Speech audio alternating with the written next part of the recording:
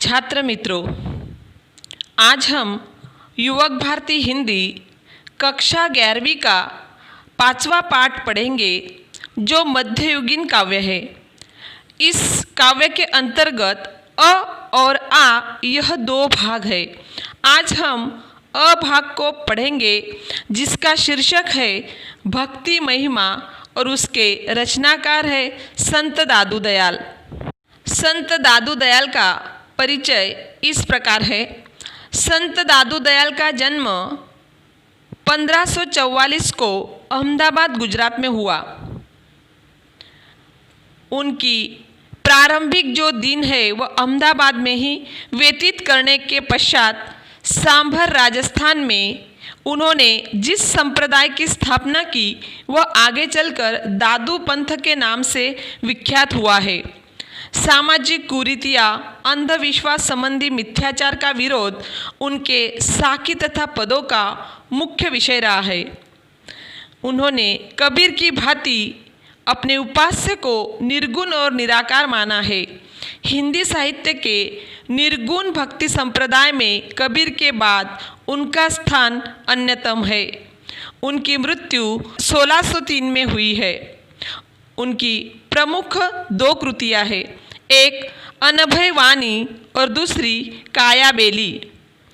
यह जो काव्य प्रकार है वह साखी का अपभ्रंश है जो वस्तुतः दोहा छंद में ही लिखी जाती है।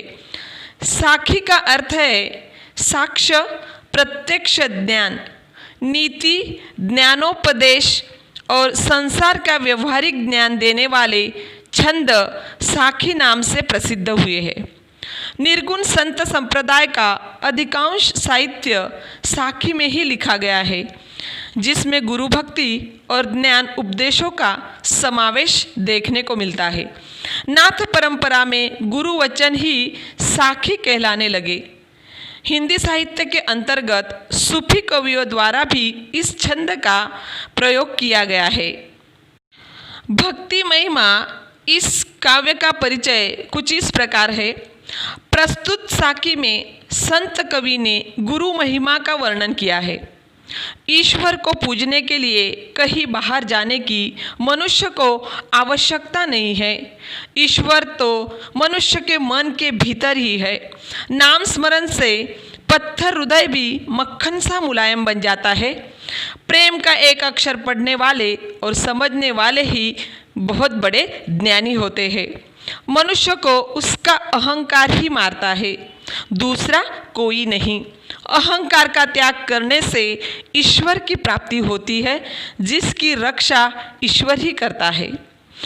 वही इस भवसागर को पार कर सकता है और ईश्वर एक है, वह सभी मनुष्यों में समान रूप से बसता है, अतः सबको समान ही मानना चाहिए।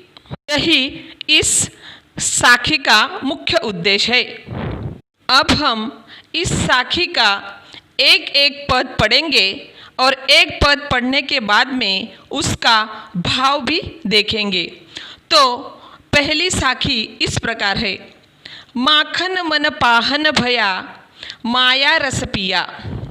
माखन मन पाहन भया माया रस पिया। पाहन मन माखन भया राम रस लिया। पाहन मन माखन भया राम रस लिया। प्रस्तुत साखी के माध्यम से संत जी ईश्वर की भक्ति करने की सभी मनुष्य को प्रेरणा दे रहे हैं। वे बताते हैं कि माया मोह का रस पीने से मक्खन के समान कोमल हृदय भी पत्थर की भांति कठोर हो जाता है, किंतु भक्ति का रस पीने से पत्थर हृदय भी मक्खन जैसा कोमल हो जाता है। अतः इंसान को माया मोह छोड़कर ईश्वर की भक्ति करनी चाहिए, यही उसका मुख्य भाव है। दूसरा पद इस तरह है। जहाँ राम तह मैं नहीं, मैं तह नाही राम। जहाँ राम तह मैं नहीं, मैं तह नाही राम। दादू महल बारिक है, दवै को नाही ठाम। दादू महल बारिक है, दवै को नाही ठाम। प्रस्तुत पंक्तियों के माध्यम से संत जी मनुष्य को अहंकार का त्याग करने की प्रेरणा दे रहे हैं। वे कहते हैं कि जिस मन में अहंकार होता है उसमें ईश्वर कदापि नहीं रहते, और जिस मन में ईश्वर होते हैं वहाँ अहंकार को कोई स्थान नहीं होता। इस तरह मनुष्य के हृदय का महल इतना सकरा होता है कि उसमें ईश्वर और अहंकार एक साथ नहीं रह सकते। अतः इंसान को अपना अहंकार का त्याग कर ईश्वर को अपने हृदय में स्थान देना चाहिए। यही इसका मुख्य भाव है। मित्रों, तीसरा पद इस प्रकार है। दादू गावै सुरती सो बानी बाजै ताल। दादू गावै सुरती सो बानी बाजै ताल। यहू मन नाचे प्रेम सो आ गए दीन दयाल। यहू मन नाचे प्रेम सो आगे दीन दयाल। प्रस्तुत पंक्तियों के अनुसार संत दादू जी ईश्वर की भक्ति में लीन होकर उनका कीर्तन कर रहे हैं। उनकी वाणी ऐसे लग रही है जैसे लय के साथ ताल बज रहा है। उनका मन ईश्वर की भक्ति में मग्न होकर नाच रहा है और उनके सामने ही दीन दुखियों पर दया करने वाले प्रभु साक्षात खड़े हैं। यही इसका भाव है। अगला पद है। जे पहुँचे ते कही गए तिनकी एक ही बात। जे पहुँचे ते कही गए तिनकी एक ही बात।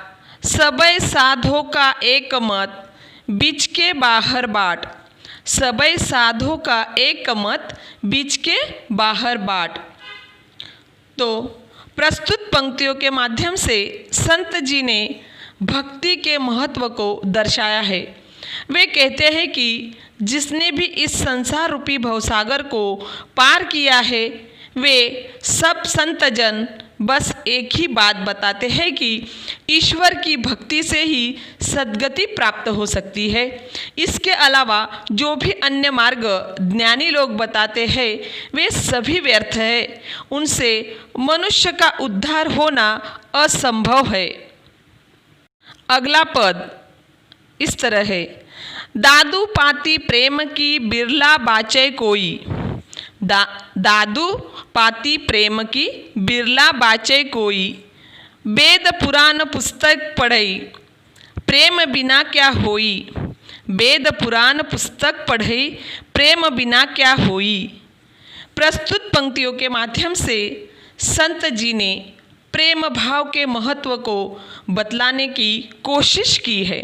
वे कहते हैं कि प्रेम की चिट्ठी अर्थात प्रेम की भाषा का कोई विरला ही समझ सकता है। तात्पर्य यह है कि जिसके मन में प्रेम भरा हो वही प्रेम के महत्व को समझ सकता है।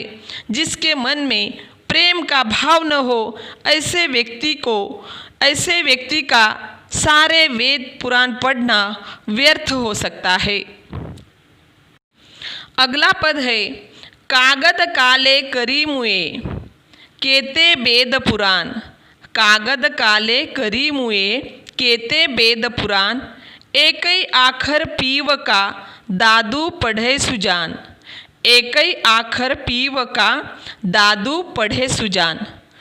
प्रस्तुत पंक्तियों के माध्यम से संत जी ने ईश्वर के नाम की महिमा का बखान किया है।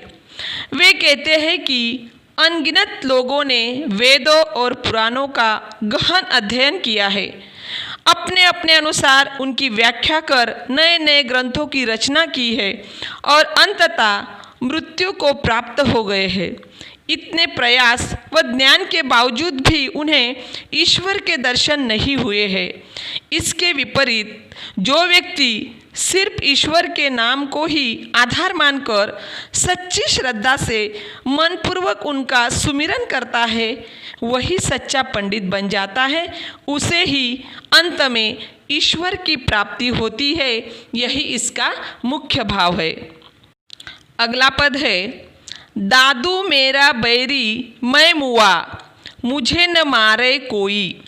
दादू मेरा बैरी मैं मुआ मुझे न मारे कोई, मैं ही मुझको मारता मैं मरजीवा होई। मैं ही मुझको मारता मैं मरजीवा होई। प्रस्तुत पंक्तियों के माध्यम से संत जी ने अहंकार के दुष्परिणामों को बतलाते हुए उनका त्याग करने के लिए हर एक मनुष्य को प्रेरित किया है। कवि कहते हैं कि मेरा सबसे बड़ा शत्रु कोई और नहीं बल्कि मेरा स्वयं का अहंकार ही है। इसी ने मुझे मारा है अर्थात हराया है। इसके अतिरिक्त मुझे कोई और पराजित नहीं कर सकता।